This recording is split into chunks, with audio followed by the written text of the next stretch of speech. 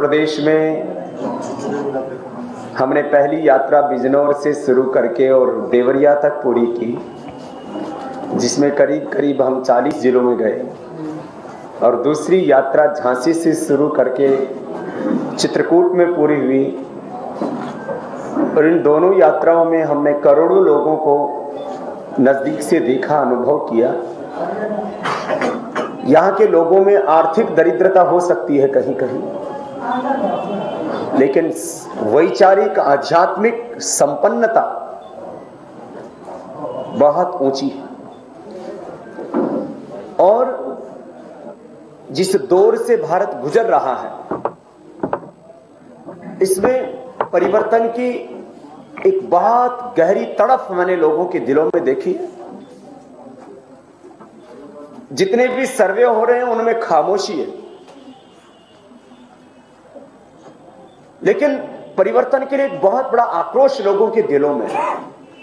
ये एक अलग बात है कि दुर्भाग्य से कोई भी राजनीतिक दल पूर्ण शुचिता का दावा नहीं कर सकता, क्योंकि किसी के दामन पर कम तो किसी के दामन पर ज्यादा दाग लगे हैं। बेदाग निष्कलंक जीवन बहुत कम लोगों का रह गया है। पर्सनैलिटी, पॉलिसी और प्योरिटी की बात की जाए तो उसमें लोग ठगा सा महसूस कर रहे हैं, लेकिन फिर भी परिवर्तन होगा, उसका एक क्रम है। और इस परिवर्तन के दौर की शुरुआत में 2012 को मानता हूं। 2012 परिवर्तन की आधारशिला तैयार करेगा और 2014 तक पहुंचते पहुंचते एक बहुत बड़ा परिवर्तन राजनीतिक और सामाजिक स्तर पर देश में देखने को मिलेगा। आज मैं अयोध्या में हूं, कालांतर में नाम चाहे इसका फैजाबाद हो गया हो। यह अवध ऐतिहासिक नगरी है, मैंने पिछली बार भी दोहराया था कि भारतीय संस्कृति के सबसे ऊंचे गौरव पुरुष मर्यादा पुरुषोत्तम भगवान श्री राम का यहां जन्म है।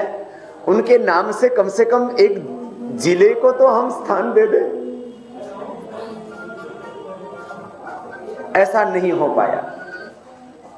कोई भी संस्कृति, सभ्यता और राष्ट्र अपने आस्थाओं के केंद्रों को बहुत संजो के रखता, उनको सबसे ऊंचा स्थान देता है।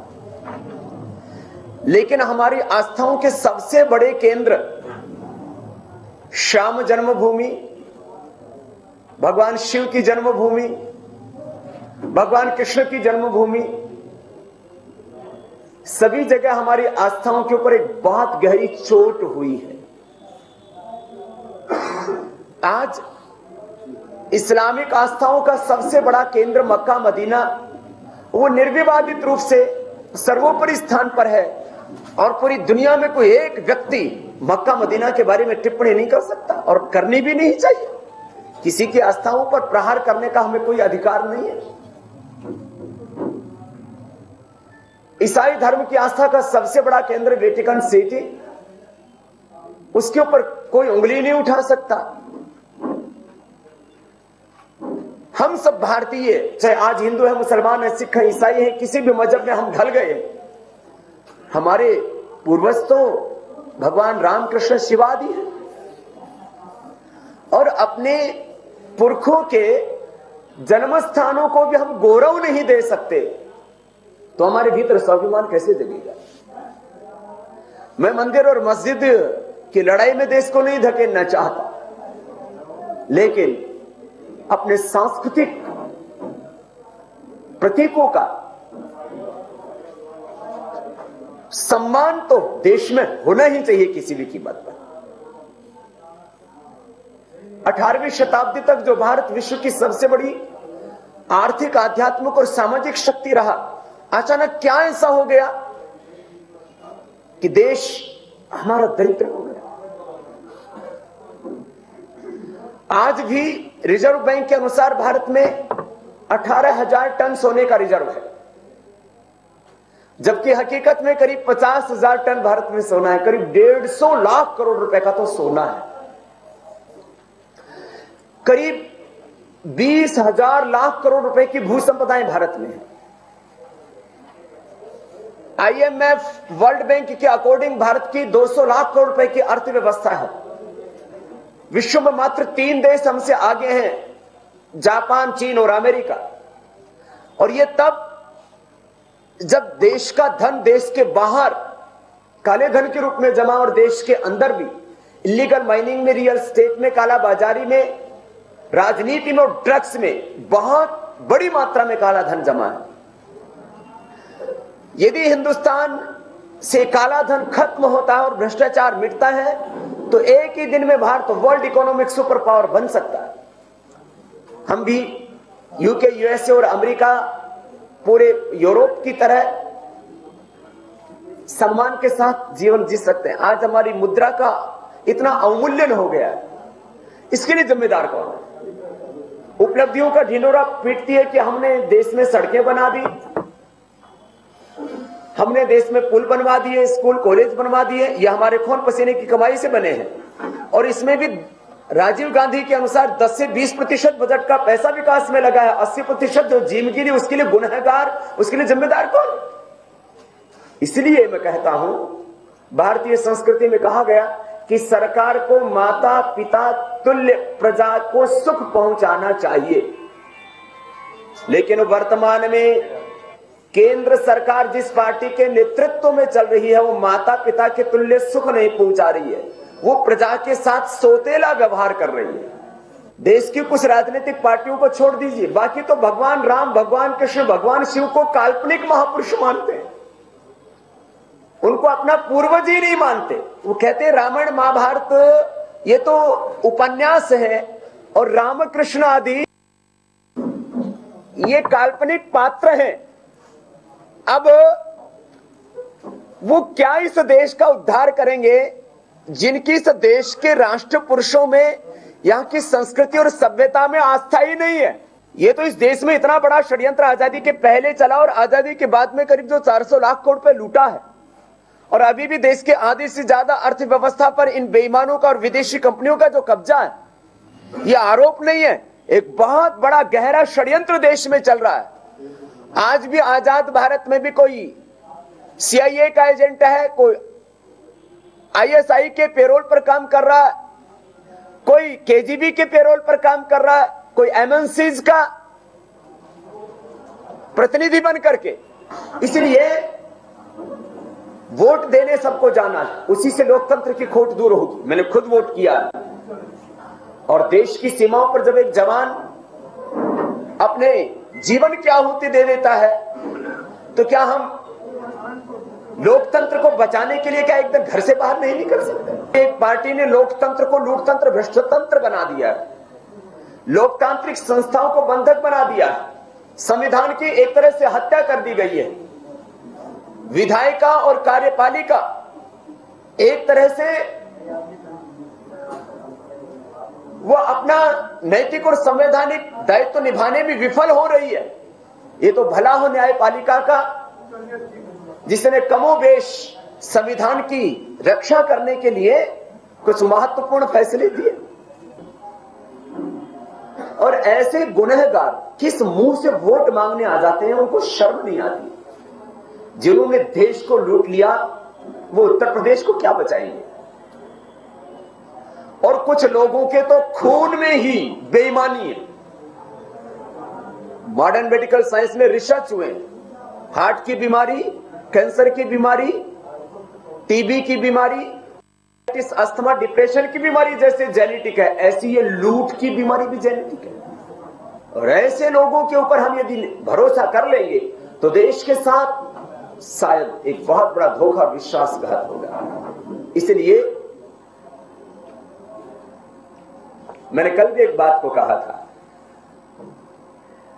कि घर में भी जब बेटा बिगड़ैल हो जाता है तो माता पिता थाने में जाकर के FIR दर्ज कराते हैं कि इस बिगड़ैल बच्चे के साथ हमारा कोई संबंध नहीं है, और ये जो भी कुछ कर रहा है इसके लिए हमारी कोई जवाबदेही नहीं है। तो देश के लोगों को भी उस बिगड़ैल पार्टी का तो बहिष्कार पहले ही कर देना चाहिए, जो इस देश की लूट के लिए बड़ी गुनहगार है। बाकी जो उपलब्ध है उनमें से जिनके दामन पर कम दाग हैं उसको वोट देने के बारे में सोचना चाहिए। एक का विरोध सत्य सिद्धांत के आधार पर है और बाकी जो शेष रह गए उसमें से किसी एक का समर्थन करना पक्षपात जैसा लगेगा। इसलिए किस पार्टी को वोट करना, इसके लिए अपने विवेक का सब इस्तेमाल करें और उपलब्ध में से जो कम दागदार है उसको चुनें। तो कम से कम लोकतंत्र के शुद्धिकरण की प्रक्रिया शुरू तो होगी। घर में भी जब बच्चों में दोष होते हैं तो हम उनको समझाते बुझाते हैं कि भाई देखो ऐसा मत करो। मुझे लगता है भारतीय राजनीति की शुद्धिकरण का मार्ग इन चुनाव से प्रशस्त होगा और जिन लोगों ने सत्ता का दुरुपयोग करके देश को बेरहमी बेदर्दी से लूटा है उनको जनता जरूर सबक सिखाएगी। और यदि काला धन वापस आता है तो एक परिवार को कम से कम 20 से 25 लाख रुपए मिलते हैं आर्थिक रूप से देखा जाए। भ्रष्टाचार मिटता है तो 10-20 से लेकर के 50% कम से कम बजट का जो पैसा भ्रष्टाचार में खर्च हो रहा है, मैं नहीं कहता कि एकदम से ईमानदारी आ जाएगी, लेकिन वो 10-20-50 की बजाय 80-90% पैसा विकास में खर्च होने लग जाएगा। जो पार्टी नेतृत्व कर रही है उसकी नीयत और उसकी नीतियां काले धन वालों को, भ्रष्टाचार करने वालों को बचाने वाली है।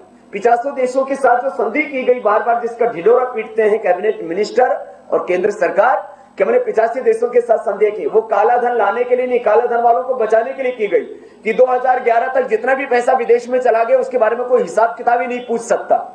हमने सभी राजनीतिक पार्टियों को काले धन को राष्ट्रीय संपत्ति घोषित करके prevention of corruption and money laundering act में प्रोविजन करके जनरल पर्पस एफआईआर का काला धन वापस लाने का सही प्रोसीजर अपनाने की बात की, भ्रष्टाचार को मिटाने के लिए और व्यवस्था परिवर्तन के लिए एक पत्र लिखा। बाकी सभी राजनीतिक पार्टियों ने और उनके नेताओं ने इन मुद्दों पर पूर्ण सहमति व्यक्त की कि काला धन वापस आना चाहिए, उसको राष्ट्रीय संपत्ति घोषित करके देश को दिलाना चाहिए, भ्रष्टाचार को मिटाने के लिए जो भी प्रामाणिक उपाय अपनाने चाहिए। हमने आदरणीय मुलायम सिंह यादव जी से बात की, अखिलेश जी से बात की। आदरणीय मुलायम सिंह यादव जी, भाई अखिलेश यादव जी, भाई नितिन गडकरी जी, भारतीय जनता पार्टी, भारतीय कम्युनिस्ट पार्टी और भी बसपा के भी सभी प्रत्याशियों से हमारे कार्यकर्ता राय ले रहे हो, एक एक प्रत्याशी के पास जाकर के इन मुद्दों के ऊपर। एक राजनीतिक पार्टी को छोड़ करके बाकी सभी इन मुद्दों से सहमत हैं। उस पार्टी के कुछ लोग जिन के दिलों में देश से बहुत प्यार है वो पार्टी लीग से हट करके भी कुछ हस्ताक्षर कर रहे हैं। उसमें कुछ द्रोणाचार्य, कुछ भीष्म उसमें भी हैं, लेकिन जो भी है वो पार्टी के साथ बंधे हुए तो हैं, क्योंकि जब पॉलिसी बनाने की बात आती है उस समय तो व्हिप जारी हो जाता है और प्रत्याशी कुछ नहीं कर, जो विधायक एमपी कुछ नहीं कर पाते हैं। पार्टी नेतृत्व बहुत मायने रखता है। इसलिए मैं अंतिम अपनी बात कहता हुआ कि हमारा टारगेट कोई पार्टी नहीं, हमारा टारगेट कालाधन, भ्रष्टाचार और भ्रष्ट व्यवस्था है। हाँ, उस एक पार्टी के टारगेट हम जरूर हैं, हम कार्य कर रहे हैं और देश के लोगों से आह्वान कर रहे हैं कि आओ भारतीय राजनीति की परिवर्तन के लिए हम घरों से वोट डालने के लिए बाहर निकले और भ्रष्ट बेईमान लोगों का बहिष्कार करें। प्रत्याशियों के स्तर के ऊपर हम ज्यादा छानबीन नहीं कर सकते, कम से कम नेतृत्व को तो देख लें। मैं अपने पूर्वजों के आदर्शों और वेद के आदेशों पर चलने में गौरव महसूस करता हूं। हमारे पूर्वज भगवान मर्यादा पुरुषोत्तम श्री राम, योगेश्वर भगवान श्री कृष्ण, भगवान शिव से लेकर के महर्षि दयानंद स्वामी विवेकानंद आदि गुरु शंकराचार्य और सभी क्रांतिकारी और पूज्य बाप, सभी ने पाप, अधर्म, अन्याय का विरोध किया और उस रास्ते पर मैं चल रहा हूं तो रोज मुझे गालियां खाने को मिलती। मोहनदास करमचंद गांधी स्वदेशी का काम करते हैं और विदेशी कंपनियों को भगाते हैं तो महात्मा कहलाते हैं और राष्ट्रपिता कहलाते हैं। मैं तो अपने आप को राष्ट्रपिता नहीं राष्ट्रपुत्र मानता हूं और मैं अपने कोई उपाधि लेने के लिए काम नहीं कर रहा हूं, लेकिन मुझे महाठग कहा जाता है और मुझे लोकतंत्र के लिए सबसे बड़ा खतरा माना जाता है और कसाब को लोकतंत्र के लिए सुरक्षा की सबसे बड़ी गारंटी माना जाता है। योग गुरु को देशद्रोही और अफजल गुरु को देशभक्त माना जाता है। सारी बातें मुझ पर आती है, सबको सहता हुआ अपना राष्ट्र धर्म निभा रहा हूं। मर्यादा पुरुषोत्तम भगवान श्याम को क्या पड़ी थी दक्षिण में जाकर के रावण का वध करने की? उनको सिंहासन नहीं चाहिए था लंका। कौरव पांडवों के बीच में युद्ध हो रहा था, योगेश्वर भगवान श्री कृष्ण को कोई सिंहासन नहीं चाहिए। और हनुमान जी को क्या पड़ी थी? माता सीता की चोरी होगी, उन्होंने अपना ब्याह करवाया नहीं और माता जानकी की खोज करने में लगे हुए। तो हमारी संस्कृति इस बात का प्रमाण है कि पाप अधर्म अन्याय के खिलाफ हमें संघर्ष करना चाहिए। एक सन्यासी को सत्ता और सिंहासन के लिए नहीं जीना चाहिए। हाँ, सत्य को स्थापित करने के लिए उसको संघर्ष जरूर करना चाहिए। इसलिए वो अपना धर्म निभा रहा हूं और मुझे पूरा भरोसा है सत्य सत्ता में जरूर प्रतिष्ठापित होगा। पॉलिटिकल प्योरिटी के लिए हम काम कर रहे हैं, पॉलिटिकल पावर के लिए हम काम नहीं कर रहे हैं। मेरा 20 वर्ष का सार्वजनिक जीवन आप लोगों के सामने है, जब हमने विधिवत रूप से ट्रस्ट बना करके समाज की सेवा की और सरकार के एक एक डिपार्टमेंट के जब कैग खाते खंगोलता है तो लाखों करोड़ रुपए के घोटाले मिल रहे हैं। हमारे सार्वजनिक सेवाओं में क्लैरिकल मिस्टेक भी नहीं निकाल पाए, नोटिस चाहे सारे विभागों के भिजवा दियो तो गवर्नमेंट के बस में।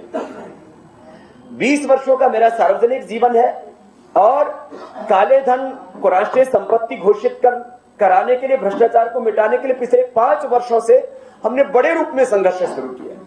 भ्रष्टाचार के खिलाफ जन आंदोलन कर रहे सभी व्यक्तियों और संगठनों को हमने हमेशा संगठित होकर के काम करने को ही समर्थन दिया है और उनका साथ भी दिया है।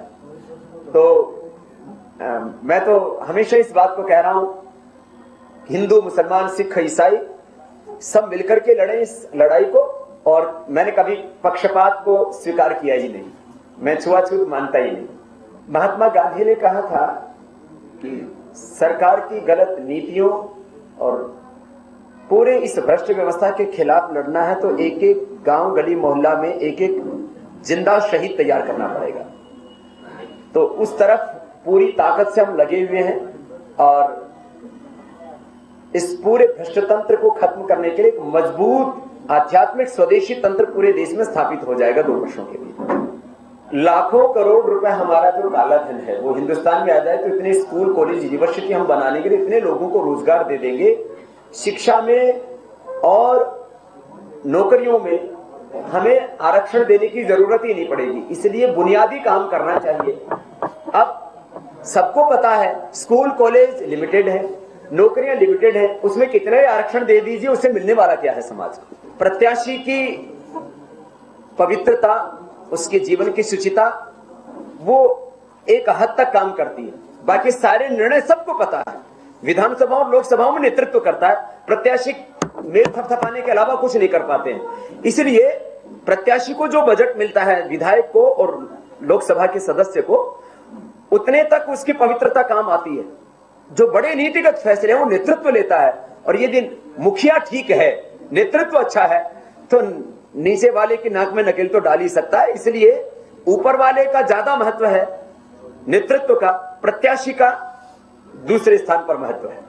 हमारी संस्कृति, सभ्यता और आस्थाओं के केंद्रों का सर्वोपरि सम्मान होना चाहिए। उसमें राम जन्मभूमि भी है, कृष्ण जन्मभूमि भी है, उसमें हमारा भगवान शिव का स्थान भी है, काशी विश्वनाथ भी है। इसलिए मैंने कहा आस्थाओं के केंद्रों का सर्वोपरि सम्मान होना चाहिए, सर्वोपरि स्थान होना चाहिए, लेकिन आस्थाओं के साथ में राजनीति नहीं होनी चाहिए और आस्थाओं का कुठाराघात नहीं होना चाहिए। मैं उसका प्रबल समर्थन। हम कहते हैं व्हिप होना चाहिए, लेकिन पार्टी के अंदर लोकतंत्र का गला नहीं घोटना चाहिए। और जिस तरह से अभी तक निर्णय हुए आजादी के 64 सालों में, इतिहास हमारे सामने है, कोई मैं आरोप नहीं लगा रहा हूं,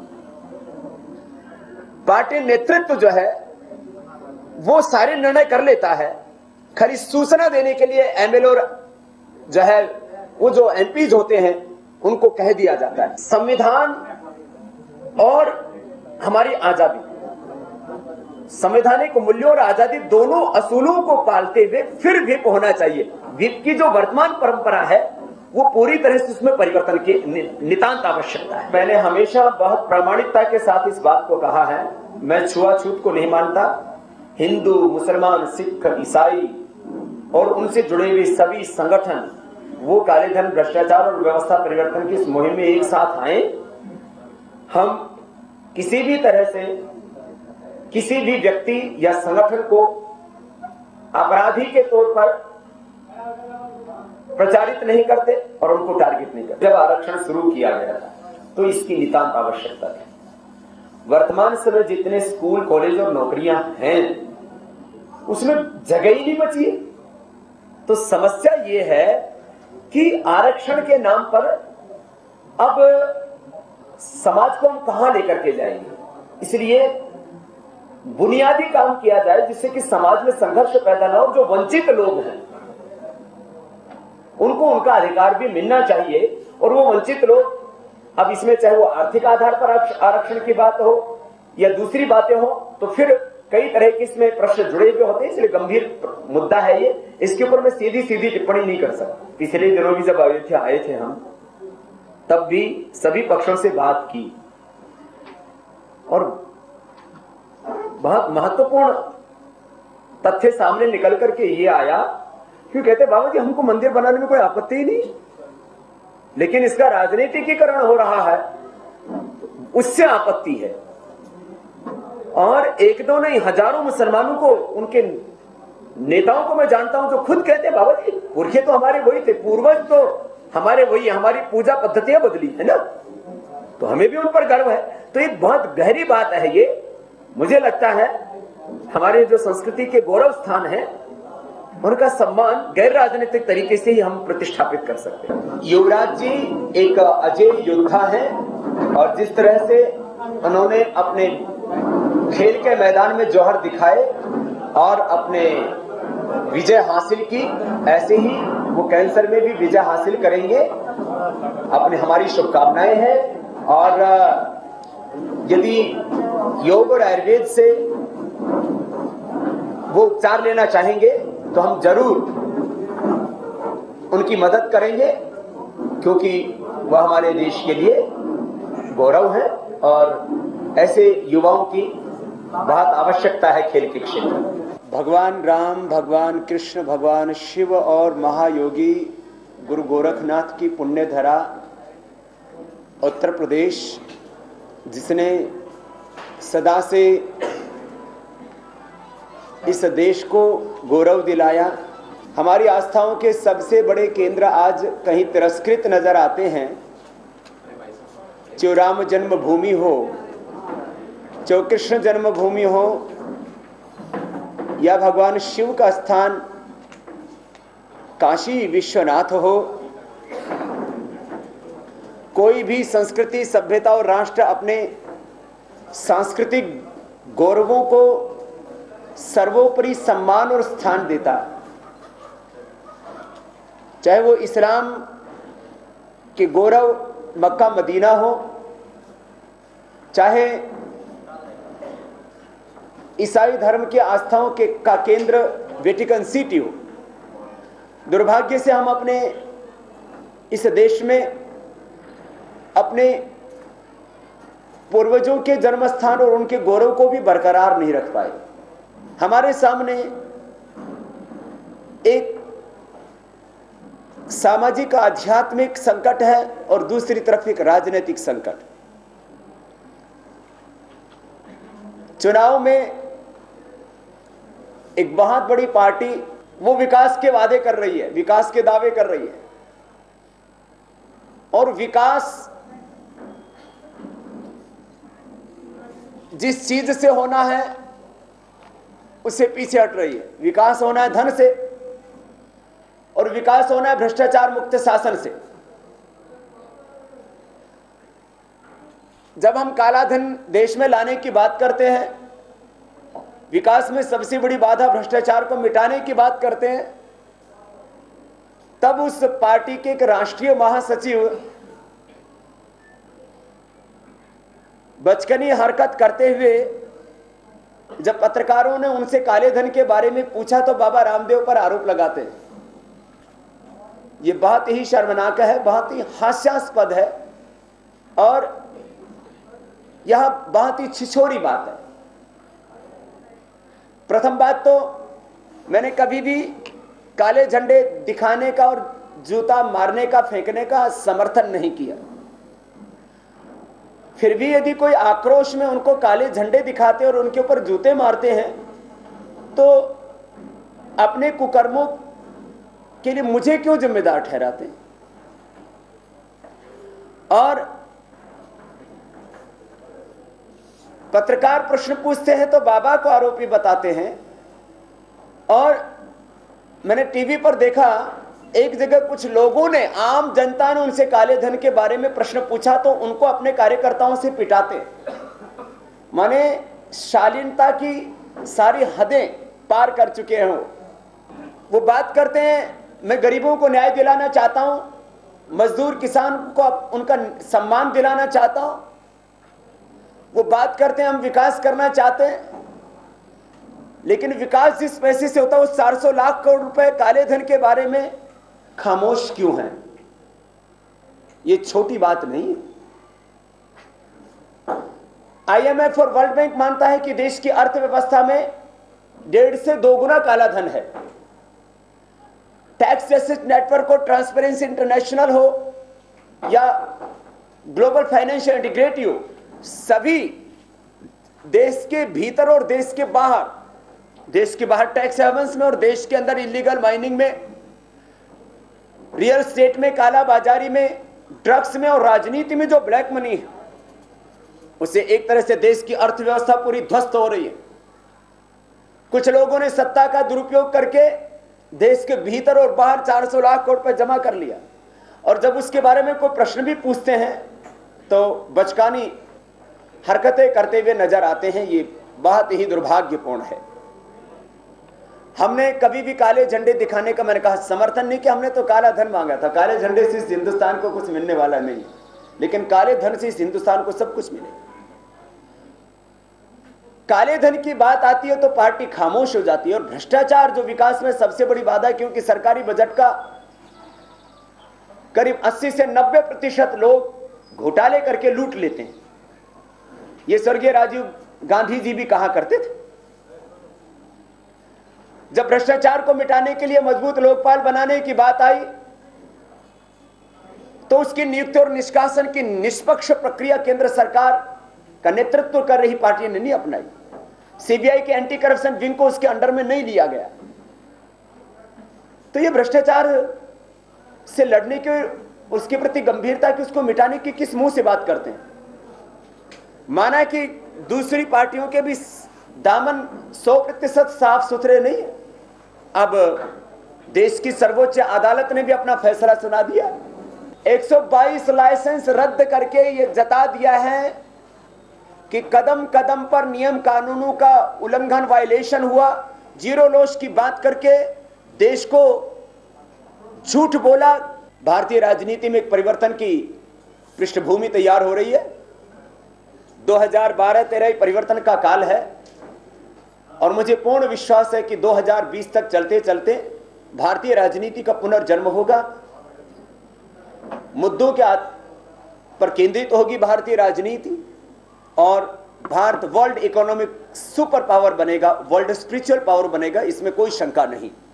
योग ऋषि स्वामी पूरे देश में जो डाका डाला गया, देश की भूमि को लूटा गया, किसानों से लैंड एक्विजिशन एक्ट लगा करके भू संपदाओं को बेरहमी से लूटा गया। अभी भी करीब 20,000 लाख करोड़ रुपए की भू संपदाएं शेष, उनको भी लूटा जा रहा है। बहुत घोटाले हुए। अब ऐसी परिस्थितियों में विकल्प क्या है? हम कोई राजनीतिक विकल्प लेकर के नहीं आए। हम इस असमंजस से भरे माहौल में जब जनता ने भी खामोशी ले रखी है। एक ही बात कहेंगे, कम से कम जिन पार्टियों का नेतृत्व, जिनकी नीतियां और जिनकी नीयत के ऊपर ज्यादा प्रश्न चिन्ह नहीं लगे, तो जो कम दागदार हैं, पहले उनको एक बार मौका दे दें तो कहीं ना कहीं से सुधार की प्रक्रिया शुरू हो जाएगी। इससे पहले भी पूरे देश में करीब 11 करोड़ से ज्यादा लोगों की सभा करके, और उत्तर प्रदेश में भी बिजनौर से लेकर के और देवरिया तक और झांसी से लेकर के चित्रकूट तक हमने कार्यक्रम रखे, जिसमें करोड़ों लोगों ने भाग लिया। ये इस बात का प्रमाण है कि अब धीरे धीरे जनता में एक आक्रोश फूट रहा है। हम नहीं चाहते कि ये भीतर भीतर जो विद्रोह पनप रहा है ये कोई हिंसक रूप ले, इसलिए परिवर्तन सही दिशा में हो। जन आंदोलनों के समय जब लोग घरों से बाहर निकलते हैं तो उससे वो पाप अधर्म अन्याय के विरोध में एक स्वर देते हैं, लेकिन असली परिवर्तन तो वोट से आना है। इसलिए सब लोग मिलकर के वोट करें। वोट से ही लोकतंत्र की खोट दूर होगी। वोट के प्रहार से, जूते चप्पलों की मार और काले झंडों से नहीं, वोट के प्रहार से भ्रष्ट लोगों का बहिष्कार करें और राजनीतिक शिक्षिता की नींव डाले। सीमाओं पर लड़ते हुए जवान जब अपनी जान गंवा देते हैं, 1825 दिनों में अर्थात 5 सालों में एक दिन आता है वोट डालने का, जो वोट डालने का अधिकार हमें शहीदों की शहादत की बदौलत मिला है, उसका हम पूरा उपयोग करें तो निश्चित रूप से इस निराशा और अविश्वास भरे वातावरण में भारतीय राजनीति को एक जरूर दिशा मिलेगी। हमारा टारगेट न कोई पार्टी है न कोई व्यक्ति है। हमारा टारगेट काला धन है, भ्रष्टाचार है और भ्रष्ट व्यवस्था है।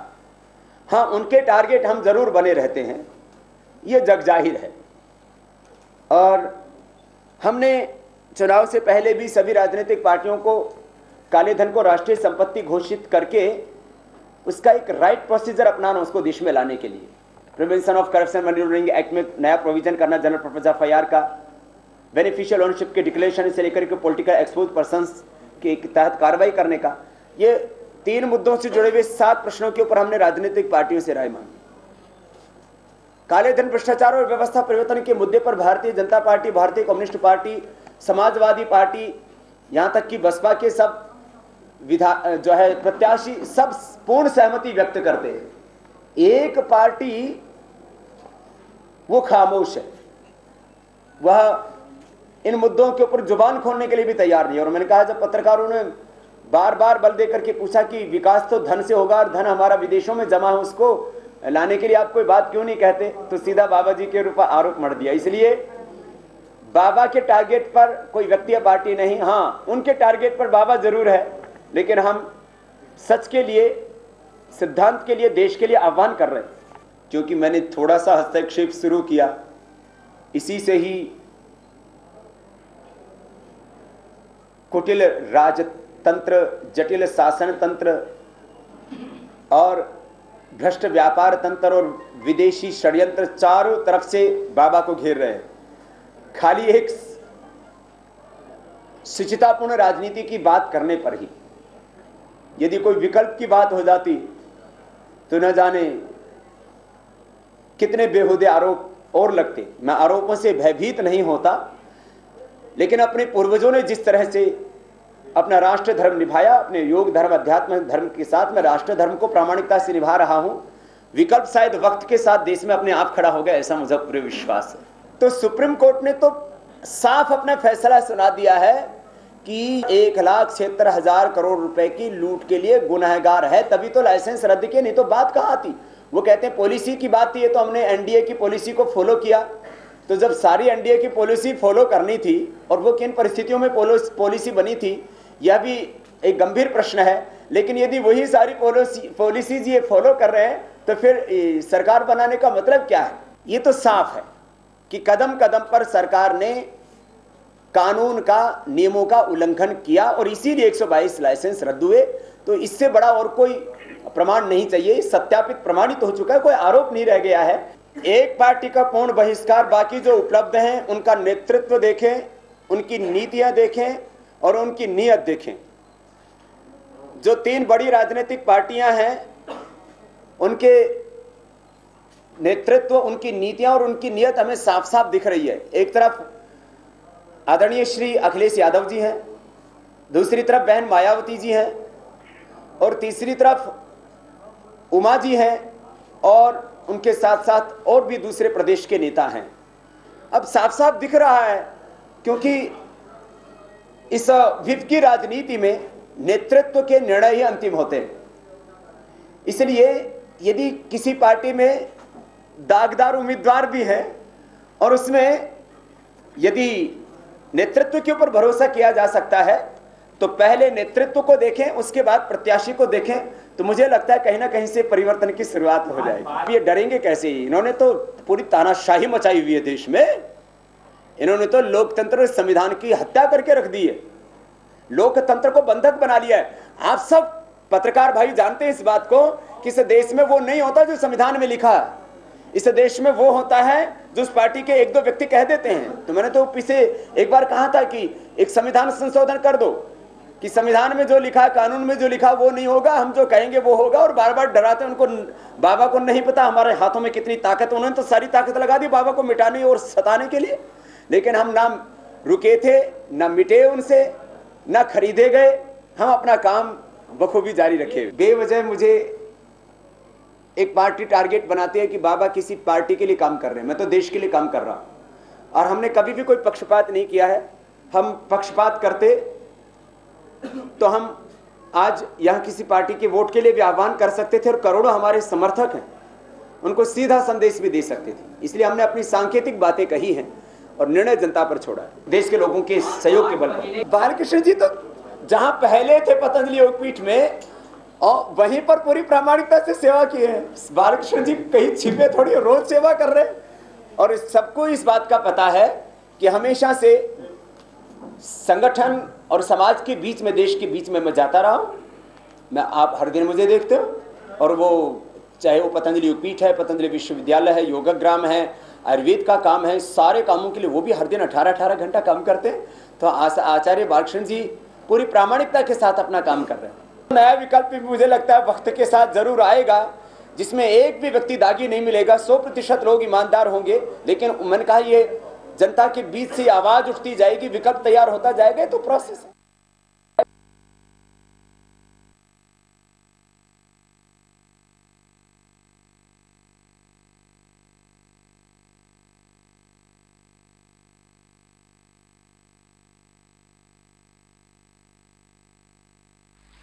इस भ्रष्टाचार के खिलाफ जंग में चारों ओर से हमें मोर्चा खोलना पड़ेगा, क्योंकि एक तरफ भ्रष्ट राजनीतिक तंत्र देश को लूट रहा है, दूसरी तरफ एक जटिल सरकारी तंत्र, और तीसरी तरफ कुटिल व्यापारी तंत्र, और उसके अलावा विदेशी षड्यंत्र।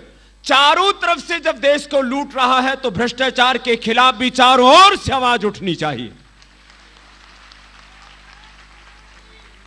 ये लड़ाई कोई छोटी नहीं है, और इस पूरी जंग में सरकार की नीयत और उसकी नीतियों के ऊपर 122 लाइसेंस रद्द करके सुप्रीम कोर्ट ने साफ संकेत दे दिया है कि ये सत्ता में रहने का नैतिक अधिकार खो चुकी है।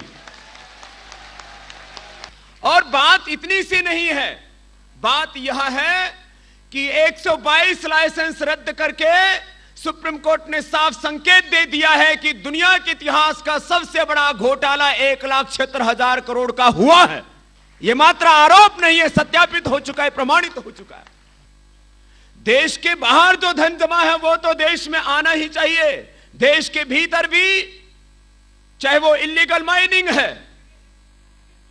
देश में अभी तक जितने घोटाले हुए ये तो छोटे पड़ जाएंगे जिस दिन अलग अलग खननों के घोटालों का पूरा हिसाब देश के सामने आएगा। साहब, इलीगल माइनिंग में जो काला धन लगा है और उससे जो अर्जित किया है, ड्रग्स, बीड़ी, सिगरेट, शराब, ये पूरा का पूरा बहुत बड़े माफिया हैं, ड्रग माफिया। इलीगल माइनिंग में, ड्रग्स में, उसके बाद राजनीति में, उसके बाद थोक बाजारी में, काला बाजारी में, और रियल स्टेट में। इसकी रियलिटी जब आप देखेंगे तो पता लगेगा आज भी भारत की अर्थव्यवस्था कमजोर नहीं है। माना दुनिया के 204 देशों में भारत की चौथी बड़ी अर्थव्यवस्था गिनी जाती है। वो इतने लूट के बाद, इतने डाके डालिए उसके बाद, जिस दिन भारत में से भ्रष्टाचार खत्म होगा, लूटा हुआ देश का धन वापस मिलेगा, उस दिन भारत से आगे ये जापान, चीन और अमेरिका नहीं मिलेंगे। एक ही दिन में Bharat world economic super power बनेगा और हमको मिलकर के बनाना है। कुछ लोग कहते हैं बाबा जी आप लोग एक ही पार्टी को टारगेट क्यों बनाते हो? मैंने कहा हम तो किसी को टारगेट नहीं बनाते, वो पार्टी हमको हर वक्त टारगेट बनाती है, ये बात सच्ची है। और एक ही पार्टी हमको टारगेट बनाती है।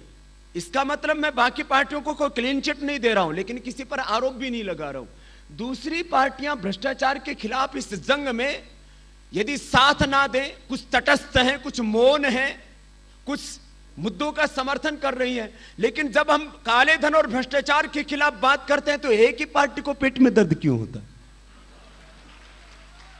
इसका मतलब चोर की दाढ़ी में तिनका। अब इनके तिनके नहीं साहब, इनके तो पूरे झाड़ झंकाड़ है।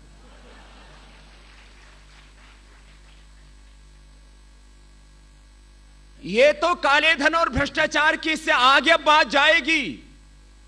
मैं बहुत गंभीरता और प्रामाणिकता के साथ में एक बात कहना चाहता हूं। कुछ लोग जो सत्ता के शिखर पर इस देश में बैठने का ख्वाब देख रहे हैं, बहुत से लोग सीआईए के एजेंट हैं,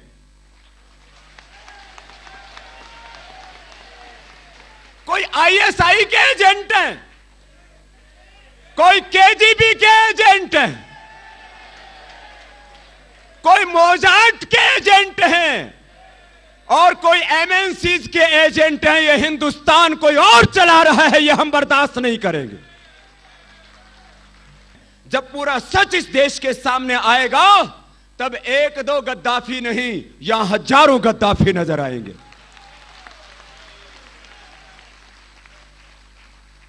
मैं यहां पर लीबिया जैसे खूनी क्रांति की हिमाकत करने के लिए नहीं बोल रहा हूं, लेकिन जिस तरह से होस्नी मुबारक, जिस तरह से बेन अली और गद्दाफी ने देश को लूटा सत्ता में, जब तक वो थे तब तक उनका पता नहीं था कि किसने कितना लूटा है, लेकिन जब सत्ता से उनका पत्ता साफ हुआ तब पता लगा अरे एक तरफ तो लीबिया की जीडीपी पूरी 4 लाख करोड़ रुपए की है और अकेला गद्दाफी 10 लाख करोड़ रुपए लूट करके बैठा है और 1400 टन तो उसके पास में सोना है।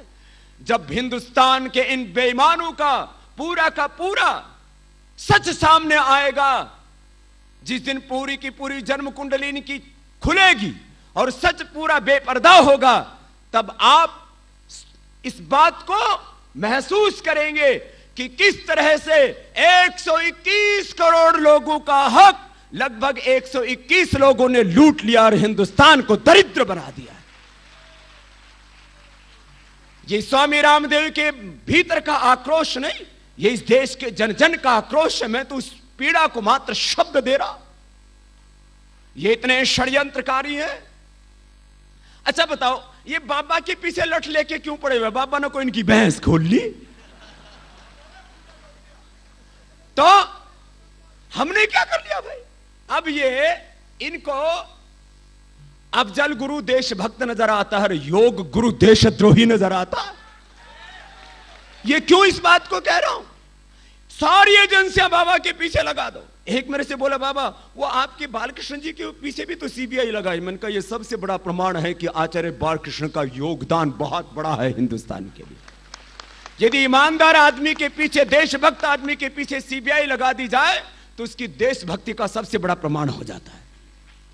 इसका मतलब मैं सीबीआई की पूरी कार्यप्रणाली पर प्रश्न चिन्ह नहीं लगा रहा हूं, लेकिन जिस तरह से लोकतंत्र और मैंने कहा लोकतांत्रिक संस्थाओं को बंधक बना के रख लिया है, उससे भी बहुत बुरा हाल है। 122 लाइसेंस रद्द कर दिए गए और यह कह दिया गया कि कदम कदम पर कानून का वायलेशन हुआ है। जीरो लॉस की बात को झूठा साबित कर दिया है, सरकार की धज्जियां उड़ा करके रख दी और फिर क्या कहते हैं हमें तो सुप्रीम कोर्ट ने कुछ भी नहीं कहा। देश की सर्वोच्च अदालत ने अपना फैसला सुना दिया है। अब जनता की अदालत में भी फैसला होने वाला है और मैदान में ये सब साफ होंगे, तब इंसाफ देश को मिलेगा और देश में सच्चा लोकतंत्र कायम होगा। और हम देश के लोगों से कोई सत्ता या सिंहासन पाने के लिए कोई आह्वान नहीं कर रहे हैं। हम तो आसन ही करके खुश हैं, लेकिन सत्ता के सिंहासन पर जो बेईमान लोग बैठे उनका शीर्षासन पूरे हिंदुस्तान के लोगों को कराना है। 2012 का वर्ष एक क्रांति का काल है।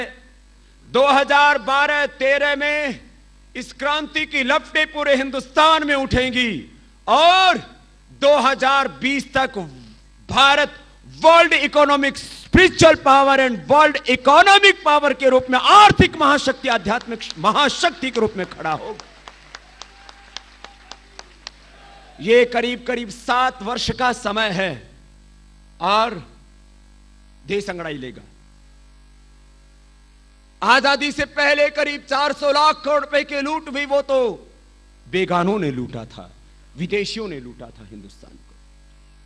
साहब, जब रॉबर्ट क्लाइव सत्ता में था तब तक वो सच सामने नहीं आया था, लेकिन बाद में पता लगा एक रॉबर्ट क्लाइव 900 सोना चांदी के जहाज लूट करके लेकर के चला गया। 900 जहाज, 400 लाख करोड़ रुपए के करीब विदेशियों ने लूटा, क्योंकि वो अपना नहीं मानते थे वतन को। लेकिन उससे भी ज्यादा अफसोस तब होता है, आजादी के इन 64 वर्षों में कुछ भ्रष्ट, बेईमान और गद्दार लोगों ने देश में चारों ओर से डाका डाला है और करीब 400 लाख करोड़ रुपए खुद तो लूटा। और अब देश की आधी से ज्यादा अर्थव्यवस्था पर विदेशी कंपनियों का पूरा लूट का षड्यंत्र, उनका शिकंजा जमा, उसमें सब में पार्टनरशिप है इनकी। ये कुचक्र बहुत गहरा है। कोई कहता है एफडीआई आएगी, उससे इतने करोड़ रुपए मिल जाएंगे, एफडीआई आएगी, इतने लोगों को रोजगार मिल जाएगा। मैंने कहा, हम विदेशों के सामने हाथ फैलाएं पैसा मांगने के लिए दरिद्र होकर के, यह हमारा धर्म, हमारी संस्कृति नहीं कहती। अरे हमारा काला धन हमें वापस दे दो, हमें एफडीआई की जरूरत ही नहीं है। हिंदुस्तान अपने आप में बहुत शक्तिशाली। अभी भी बहुत प्रश्न बाकी हैं देश के अंदर और उनका समाधान प्रामाणिकता के साथ करना है और एक लंबी जंग लड़नी है। और इस जंग के लिए मैंने कहा एक दिशा से नहीं, सभी दिशाओं से। आज भ्रष्टाचार के खिलाफ यहां 15 प्रामाणिक लोगों की देश में, जिन्होंने अपने अपने ढंग से लड़ाई लड़ी है और जिनके दिल में बहुत पीड़ा है, देश के लिए कुछ करने का अरमान है, उनकी एक कमेटी बनी है। मैं तो चाहता हूं, मुझसे लोग पूछते हैं बाबा जी क्या भ्रष्टाचार के लिए अलग अलग मोर्चे बनने चाहिए? मैंने कहा जब लूटने वाले हर मोर्चे पर डटे हुए हैं तो बचाने वाले भी अनेक मोर्चों के रूप में हिंदुस्तान में खड़े होने चाहिए। अभी तो ये एक मोर्चे की शुरुआत हुई है, ऐसे और भी मोर्चे बनने चाहिए।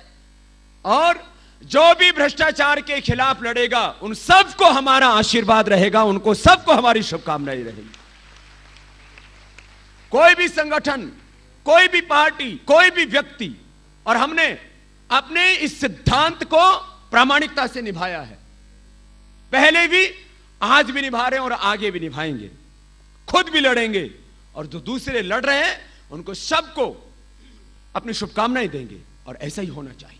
सब जन आंदोलनों के में साथ देना, बाहर निकलना, यह जन आंदोलन विरोध प्रदर्शित करने के लिए और किसी सच की मुहिम का साथ देने के लिए है, लेकिन असली परिवर्तन तो वोट से आएगा। मैं एक सन्यासी और योगी होकर के वोट देता हूं, इसलिए नहीं कि मुझे सत्ता चाहिए, इसलिए नहीं कि मुझे सिंहासन चाहिए, इसलिए नहीं कि मुझे किसी से नफरत और घृणा, बल्कि इसलिए कि सत्ता में अब तो सत्य स्थापित होना ही चाहिए। इसलिए सब लोग घरों से बाहर निकलें और वोट की चोट करके, वोट का प्रहार करके भय, भ्रष्ट और बेईमान लोगों का बहिष्कार करें। मैंने कहा जूते, थप्पड़ और पत्थरों की मार से नहीं, अब वोट की प्रहार से, वोट की चोट से इस लोकतंत्र की खोट को दूर करना चाहिए। यह काम होगा सुब्रमण्यम स्वामी अकेले नहीं हैं, बाबा रामदेव अकेले नहीं हैं। और कुछ लोगों को बोलते हैं हाँ बाबा तू अकेला नहीं है, तेरे आगे ये है, तेरे पीछे वो है। मैंने कहा मेरे आगे पीछे कौन है, ये मुझे दिखता है या तुम्हें दिखता है? बोले बाबा के पीछे वो है, इधर कौन है? अभी देखो आप, इनमें तुम लोग संघ के हो क्या?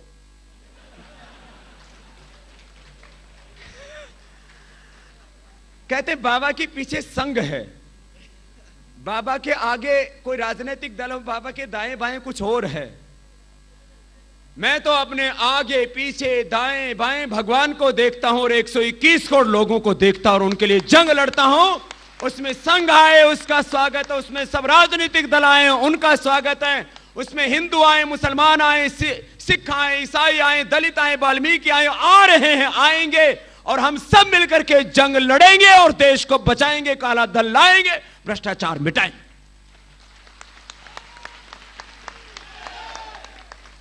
अब और कुछ बात नहीं मिलती तो पता नहीं भाई इनको किसी से डर लगता होगा, लगता है बहुत से लोगों को।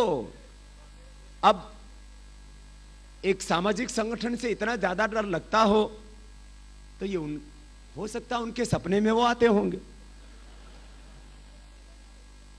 हमने तो कभी छुआछूत सीखा नहीं, हमारे बड़ों ने हमको यही बताया, संगच्छध्वम संवद्धध्वम सम्मो मनांसि जानताम। तो आओ सब मिल करके इस जंग को लड़ें। और मैं तो कहूंगा जितने भी जन आंदोलन चलाने वाले व्यक्ति हैं और जितने भी जन आंदोलन चलाने वाले संगठन हैं, अलग अलग दिशाओं से आंदोलन चलाएं, लेकिन सबके भीतर लक्ष्य को लेकर के, ध्येय को लेकर के जब तक एकरूपता नहीं आएगी तब तक जंग में थोड़ी मजबूती नहीं आएगी। तो अब वक्त आ गया है सब लोग मिलकर के इस जंग को लड़ें, हम लड़ेंगे और मैंने कहा जीतेंगे। योग ऋषि